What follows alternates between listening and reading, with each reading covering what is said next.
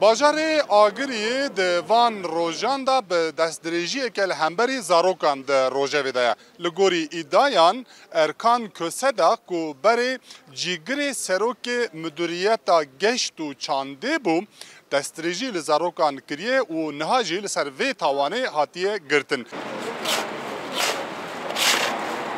Erkan Kösedak bi xwe jî xelkê Agiriyê ye û mensûbê eşîreke mezin û malbatekê ye ku li bajêr naskiriye. Kösedak di heman demê de serokê Federasyona Kulûbên Amatör e, ji ber vê jî her di nava zarokên werzişvan de bûye. Peyam, foto û qeydên dengî yên ku wî ji zarokan re dişandine îfşa bûn.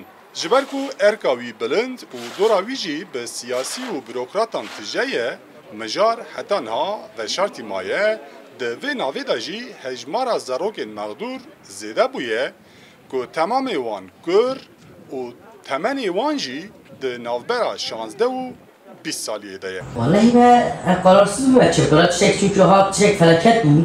Ama çapkın çıpkın şaş bu.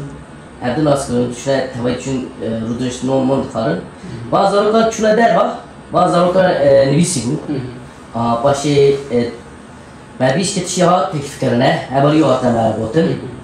Meci der duran yeri. Mesajı zarakan. Ben de çiçek heye.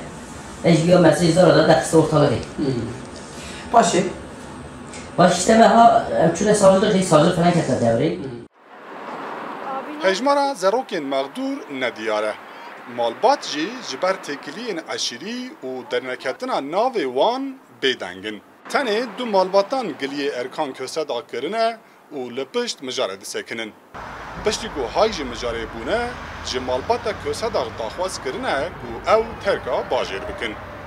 Lê hin kesên ku rikeberiya Kösedak li cihê kar dikirine, xefik li wî danîne û mijar jî wan eşkere kiriye. Yani böyle tıkırsın bana derler kurortayı.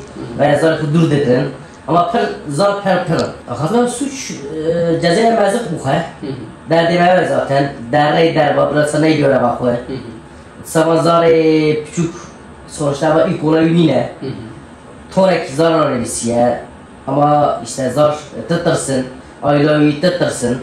Onu kesman inşa derler derba. Nerede savcılığı? Hem de gazı ki biraz cezayı zede bu kadar. Ama zara hatta bir durumu, razar eden ne bir durumu.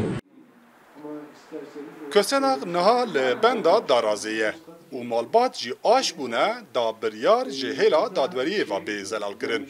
Lê derûniya zarokên mexdûr, her du zarokên Kösedak bixwe, hevjîna wî û malbatan di xema kesî da nîne. Varsa böyle bir ihlalin ام وک شاخه ایهادیا آگریه دخوازن ببن مداخله بویره و ام نها دخوازنامه یکیجی بدن دوزگریه ادی قبول بکن یا نکن takdir avana verilecek, kabul görüp görmediği onların takdiri olmuş olacak.